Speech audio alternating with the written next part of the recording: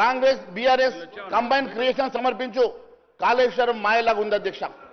ఒక్కసారి ఆలోచన చేస్తే ఎక్కడ కూడా ఈ కమిషన్కి మీరు పూర్తిగా స్వేచ్ఛ ఇచ్చినట్టుగా కనబడతలేదు అధ్యక్ష.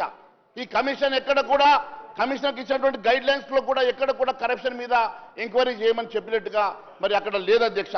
ఎందుకంటే మీరు ఇచ్చినటువంటి commission appointment terms of reference and scope ఒకసారి మీరు చూస్తే అధ్యక్ష, commission appointment by Telangana government vide GOMS number 6 డేటెడ్ 14/3/2024 justice PK Ghosh former SC supreme court judge and Lokpal chairman.